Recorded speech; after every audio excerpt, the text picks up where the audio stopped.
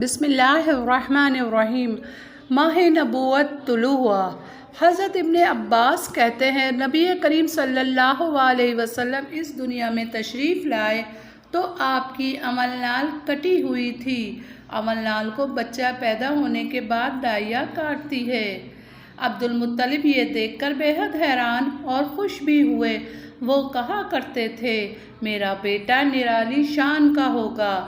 آپ کی پیدائش سے پہلے مکہ کے لوگ خشک سالی اور قحط کا شکار تھے، لیکن جو ہی آپ کے دنیا میں تشریف لانے کا وقت قریب آیا، بارشیں شروع ہو گئیں، خشک سالی دور ہو گئی، درخت ہرے بھرے ہو گئے اور پھلوں سے لد گئے، زمین پر سبزہ ہی سبزہ نظر آنے لگا۔ پیدائش کے وقت آپ اپنے ہاتھوں پر جھکے ہوئے تھے، سر آسمان کی طرف تھا۔ ایک روایت کے الفاظ یہ ہیں کہ گھٹنوں کے بھل جھکے ہوئے تھے، مطلب یہ کہ سجدے کی سی حالت میں تھے۔ آپ کی مٹھی بند تھی اور شہادت کی انگلی اٹھی ہوئی تھی، جیسے کہ ہم نماز میں اٹھاتے ہیں۔ حضور انور صلی اللہ علیہ وسلم فرماتے ہیں جب میری والدہ نے مجھے جنم دیا تو ان سے ایک نور نکلا، اس نور سے شام کے محلات جگمگا اٹھے۔ آپ صلی اللہ علیہ وسلم کی والدہ سیدہ آمنہ فرماتی ہیں محمد صلی اللہ علیہ وسلم کی پیدائش کے وقت ظاہر ہونے والے نور کی روشنی میں مجھے بصرہ میں چلنے والے اونٹوں کی گردنیں تک نظر آئیں۔ سبحان اللہ۔ علامہ سہلی رحمۃ اللہ نے لکھا ہے کہ جب آپ پیدا ہوئے تو آپ نے اللہ کی تعریف کی۔ ایک روایت میں یہ الفاظ آئے اللہ اکبر کبیرہ والحمد للہ کثیرہ سبحان اللہ بکرہ وسیلہ۔ اللہ تعالیٰ سب سے بڑا ہے، اللہ تعالیٰ کی بے حد تعریف ہے اور میں صبح و شام اللہ کی پاکیزگی بیان کرتا ہوں۔ آپ کی ولادت اس بات پر سب کا اتفاق ہے کہ وہ پیر کا دن تھا۔ آپ صبح فجر طلوع ہونے کے وقت دنیا میں تشریف لائے۔ مطلب یہ کہ اس بارے میں یہ بات بالکل صحیح ہے اور اس پر سب کا اتفاق ہے۔ مہینہ ربیع الاول اور دن پیر کا تھا۔ پیر کے روز آپ نے مدینہ منورہ کی طرف ہجرت فرمائی اور پیر کے روز آپ کو نبوت ملی اور پیر کے روز ہی آپ نے وفات پائی۔ آپ عام الفیل میں پیدا ہوئے، یعنی ہاتھی والے سال میں۔ اس سال کو ہاتھی والا سال اس لیے کہا جاتا ہے کہ ابرہہ نے ہاتھیوں کے ساتھ مکہ مکرمہ پر چڑھائی کی تھی۔ آپ کی پیدائش اس واقعے کے کچھ دن بعد ہوئی تھی۔ واقعہ کچھ اس طرح سے ہے۔ ابرہہ یمن کا عیسائی حاکم تھا۔ حج کے دنوں میں اس نے دیکھا کہ لوگ بیت اللہ کا حج کرنے جاتے ہیں۔ اس نے اپنے لوگوں سے پوچھا یہ لوگ کہاں جاتے ہیں؟ اسے جواب ملا بیت اللہ کا حج کرنے کے لیے مکہ جاتے ہیں۔ اس نے پوچھا بیت اللہ کس چیز کا بنا ہوا ہے؟ اسے بتایا گیا پتھروں کا۔ اس نے پوچھا اس کا لباس کیا ہے؟ بتایا گیا ہمارے ہاں سے جو دھاری دار کپڑا جاتا ہے اس سے اس کی پوشاک تیار ہوتی ہے۔ ابرہہ عیسائی تھا۔ ساری بات سن کر اس نے کہا مسیح کی قسم میں تم لوگوں کے لیے اس سے اچھا گھر تعمیر کروں گا۔ اس طرح اس نے سرخ، سفید، زرد اور سیاہ پتھروں سے ایک گھر بنایا، سونے اور چاندی سے اس کو سجایا، اس میں کئی دروازے رکھوائے، اس میں سونے کے پتھر جڑوائے، اس کے درمیان میں جواہر لگوائے، اس مکان میں ایک بڑا سا یاقوت لگوایا، پردے لگوائے، وہاں خوشبوئیں سلگانے کا انتظام کیا۔ اس کی دیواروں پر اس قدر مشک ملا جاتا تھا کہ وہ سیاہ رنگ کی ہو گئیں، یہاں تک کہ جواہر بھی نظر نہیں آتے تھے۔ پھر لوگوں سے کہا اب تمہیں بیت اللہ کا حج کرنے کے لیے مکہ جانے کی ضرورت نہیں رہی، میں نے یہیں تمہارے لیے بیت اللہ بنوا دیا ہے، لہٰذا اب تم اس کا طواف کرو۔ اس طرح کچھ قبائل کئی سال تک اس کا حج کرتے رہے، اس میں اعتکاف کرتے رہے، حج والے مناسک بھی یہیں ادا کرتے رہے۔ عرب کے ایک شخص نفیل خمشی سے یہ بات برداشت نہ ہو سکی۔ وہ اس مصنوعی خانہ کعبہ کے خلاف دل ہی دل میں کرتا رہا۔ آخر اس نے دل میں ٹھان لی کہ وہ ابرہہ کی اس عمارت کو گندا کر کے چھوڑے گا۔ پھر ایک رات اس نے چوری چھپے بہت سی گندگی اس میں ڈال دی۔ ابرہہ کو جب یہ بات معلوم ہوئی تو وہ سخت غضبناک ہوا۔ کہنے لگا، یہ کارروائی کسی عرب نے اپنے کعبے کے لیے کی ہے۔ میں اسے ڈھا دوں گا، اس کا ایک ایک پتھر توڑ دوں گا۔ اس نے شام اور حبشہ کو یہ تفصیلات لکھ دیں۔ اس سے درخواست کی کہ وہ اپنا ہاتھی بھیج دے۔ اس ہاتھی کا نام محمود تھا۔ یہ اس قدر بڑا تھا کہ اتنا بڑا ہاتھی روئے زمین پر دیکھنے میں نہیں آیا تھا۔ جب ہاتھی اس کے پاس پہنچ گیا تو وہ اپنی فوج لے کر نکلا اور مکہ کا رخ کیا۔ یہ لشکر جب مکہ کے کرب و جوار میں پہنچا تو ابرہہ نے فوج کو حکم دیا کہ ان لوگوں کے جانور لوٹ لیے جائیں۔ اس کے حکم پر فوجیوں نے جانور پکڑ لیے۔ ان میں عبد المطلب کے اونٹ بھی تھے۔ نفیل بھی اس لشکر میں ابرہہ کے ساتھ موجود تھا اور یہ عبد المطلب کا دوست تھا۔ عبد المطلب اس سے ملے، اونٹوں کے سلسلے میں بات کی۔ نفیل نے ابرہہ سے کہا، قریش کا سردار عبد المطلب ملنا چاہتا ہے۔ یہ شخص تمام عرب کا سردار ہے۔ شرف اور بزرگی اسے حاصل ہے۔ لوگوں میں اس کا بہت بڑا اثر ہے۔ لوگوں کو اچھے اچھے گھوڑے دیتا ہے، انہیں عطیات دیتا ہے، کھانا کھلاتا ہے۔ یہ گویا عبد المطلب کا تعارف تھا۔ ابرہہ نے انہیں ملاقات کے لیے بلا لیا۔ ابرہہ نے ان سے پوچھا، بتائیے آپ کیا چاہتے ہیں؟ انہوں نے جواب دیا، میں چاہتا ہوں میرے اونٹ مجھے واپس مل جائیں۔ ان کی بات سن کر ابرہہ بہت حیران ہوا۔ اس نے کہا، مجھے تو بتایا گیا تھا کہ آپ عرب کے سردار ہیں، بہت عزت اور بزرگی کے مالک ہیں، لیکن لگتا ہے مجھ سے غلط بیانی کی گئی ہے، کیونکہ میرا خیال تھا آپ مجھ سے بیت اللہ کے بارے میں بات کریں گے، جس کو میں گرانے آیا ہوں اور جس کے ساتھ آپ سب کی عزت وابستہ ہے، لیکن آپ نے تو سرے سے اس کی بات ہی نہیں کی اور اپنے اونٹوں کا رونا لے کر بیٹھ گئے۔ یہ کیا بات ہوئی؟ اس کی بات سن کر عبد المطلب بولے، آپ میرے اونٹ مجھے واپس دے دیں، بیت اللہ کے ساتھ جو چاہیں کریں، اس لیے کہ اس گھر کا ایک پروردگار ہے، وہ خود ہی اس کی حفاظت کرے گا، مجھے اس کے لیے فکر مند ہونے کی ضرورت نہیں ہے۔ ان کی بات سن کر ابرہہ نے حکم دیا، ان کے اونٹ واپس دے دیے جائیں۔ پھر عبد المطلب ہرا پہاڑ پر چڑھ گئے۔ ان کے ساتھ ان کے کچھ دوست تھے۔ انہوں نے اللہ سے درخواست کی، اے اللہ، انسان اپنے سامان کی حفاظت کرتا ہے، تو اپنے سامان کی حفاظت کر۔ ادھر سے ابرہہ اپنا لشکر لے کر آگے بڑھا۔ وہ خود ہاتھی پر سوار لشکر کے درمیان موجود تھا۔ ایسے میں اس کے ہاتھی نے آگے بڑھنے سے انکار کر دیا۔ وہ زمین پر بیٹھ گیا۔ ہاتھی بانوں نے اسے اٹھانے کی کوشش کی، لیکن وہ نہ اٹھا۔ انہوں نے اس کے سر پر ضربیں لگائیں، مگر وہ کھڑا نہ ہوا۔ کچھ سوچ کر انہوں نے اس کا رخ یمن کی طرف کیا تو وہ فوراً اس طرف چلنے لگا۔ اس کا رخ پھر مکہ کی طرف کیا گیا تو وہ پھر رک گیا۔ ہاتھی بانوں نے یہ تجربہ بار بار کیا۔ آخر ابرہہ نے حکم دیا، ہاتھی کو شراب پلائی جائے تاکہ نشے میں اسے کچھ ہوش نہ رہ جائے اور ہم اسے مکہ کی طرف آگے بڑھا سکیں۔ چنانچہ اسے شراب پلائی گئی، لیکن اس پر اس کا بھی اثر نہ ہوا۔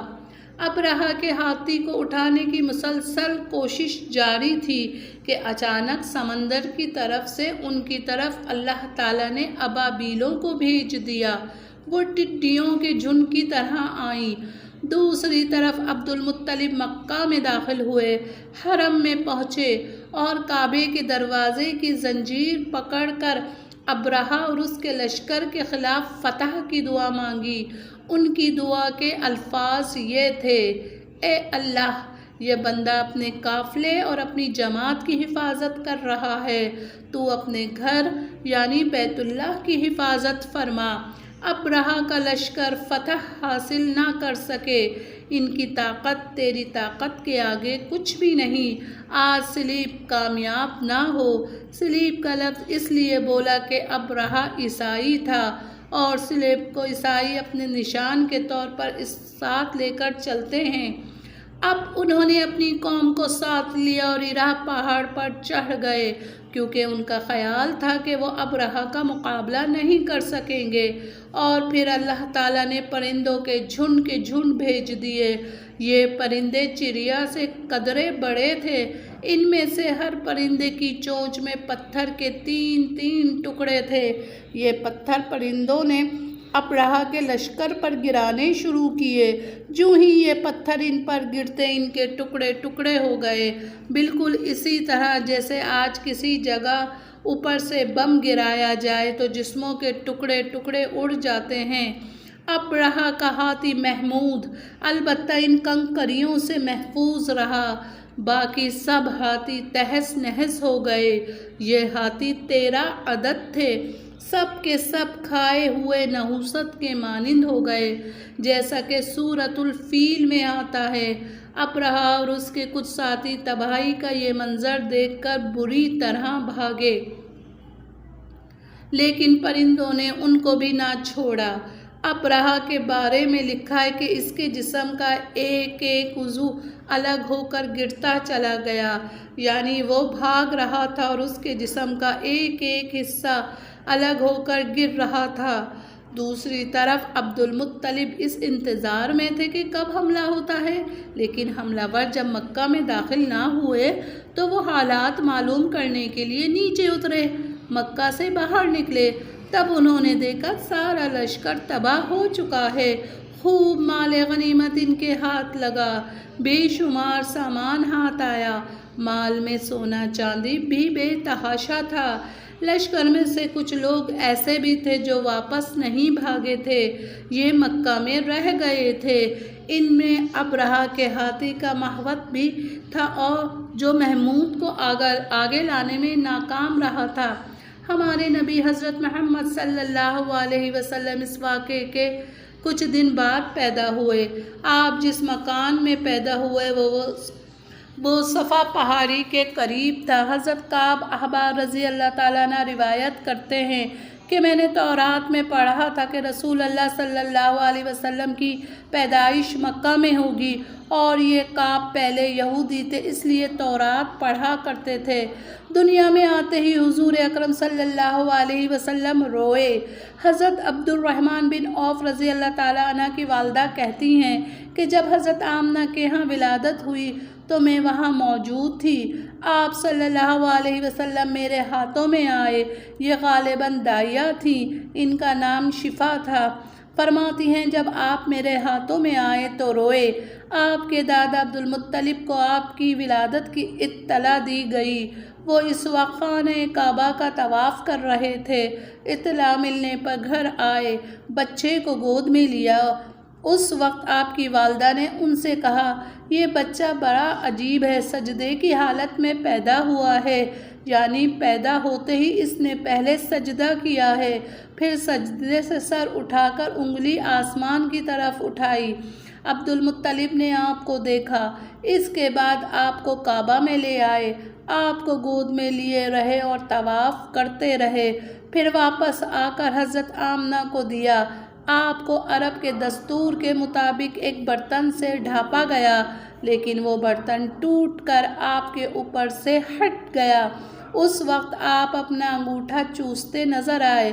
اس موقع پر شیطان بری طرح چیخا۔ شیطان صرف 4 مرتبہ چیخا۔ پہلی بار اس وقت جب اللہ تعالیٰ نے اسے مالعون ٹھہرایا، دوسری بار اس وقت جب اسے زمین پر اتارا گیا، تیسری بار اس وقت چیخا جب حضرت صلی اللہ علیہ وسلم کی پیدائش ہوئی، اور چوتھی مرتبہ اس وقت جب نبی کریم صلی اللہ علیہ وسلم پر سورہ فاتحہ نازل ہوئی۔ اس موقع پر حضرت حسان بن ثابت کہتے ہیں میں 8 سال کا تھا، جو کچھ دیکھتا اور سنتا تھا اس کو سمجھتا تھا۔ ایک صبح میں نے یثرب یعنی مدینہ منورہ میں ایک یہودی کو دیکھا۔ وہ ایک اونچے ٹیلے پر چڑھ کر چلا رہا تھا۔ لوگ اس یہودی کے گرد جمع ہو گئے اور بولے، کیا بات ہے، کیوں چیخ رہے ہو؟ یہودی نے کہا، احمد کا ستارہ طلوع ہو گیا ہے اور وہ آج رات پیدا ہو گئے ہیں۔ حضرت حسان بن ثابت رضی اللہ تعالیٰ عنہ بعد میں 60 سال کی عمر میں مسلمان ہوئے تھے۔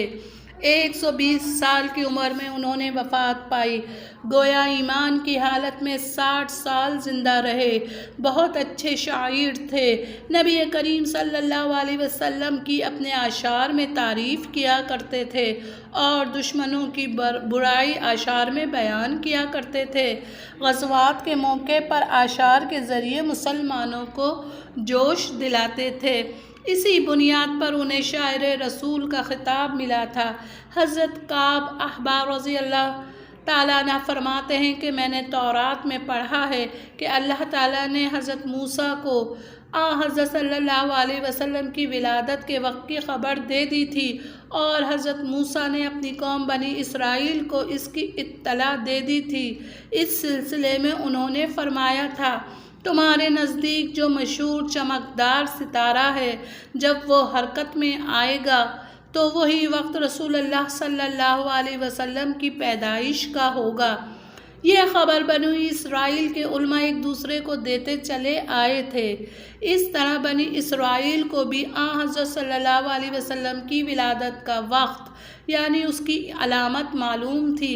حضرت عائشہ رضی اللہ تعالیٰ عنہ روایت کرتی ہیں کہ ایک یہودی عالم مکہ میں رہتا تھا۔ جب وہ رات آئی جس میں حضرت صلی اللہ علیہ وسلم پیدا ہوئے تو وہ قریش کی ایک مجلس میں بیٹھا تھا۔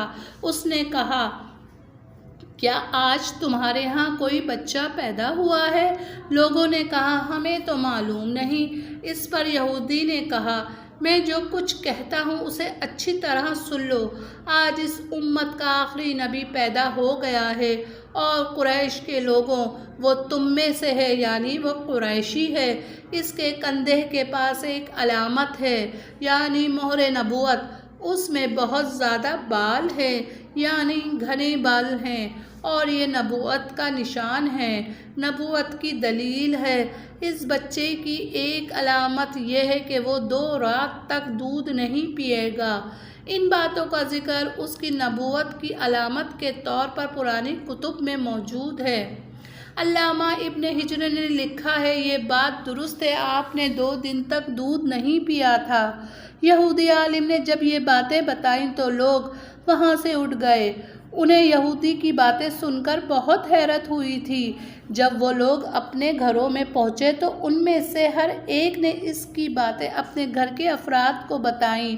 عورتوں کو چونکہ حضرت صلی اللہ علیہ وسلم کے پیدا ہونے کی خبر ہو چکی تھی، اس لیے انہوں نے اپنے مردوں کو بتایا، ذرا چل کر مجھے وہ بچہ دکھاؤ۔ لوگ اسے ساتھ لیے حضرت آمنہ کے گھر کے باہر آئے، ان سے بچہ دکھانے کی درخواست کی۔ آپ نے بچے کو کپڑے سے نکال کر انہیں دے دیا۔ لوگوں نے آپ کے کندھے پر سے کپڑا ہٹایا۔ یہودی کی نظر جوں ہی مہر نبوت پر پڑی، وہ فوراً بے ہوش ہو کر گر پڑا، اور جب ہوش میں آیا تو لوگوں نے اس سے پوچھا، تمہیں کیا ہو گیا تھا؟ جواب میں اس نے کہا، میں اس غم سے بے ہوش ہوا تھا کہ میری قوم سے نبوت ختم ہو گئی، اور اے قریشیوں، اللہ کی قسم یہ بچہ تم پر زبردست غلبہ حاصل کرے گا، اور اس کی شہرت مشرق سے مغرب تک پھیل جائے گی۔ بے شک ہمارے پیارے نبی صلی اللہ علیہ وسلم کی شہرت مشرق سے مغرب تو کیا تمام عالم میں عرش سے لے کے فرش تک پھیل گئی۔ درود پاک ہمارے پیارے نبی صلی اللہ علیہ وسلم پر۔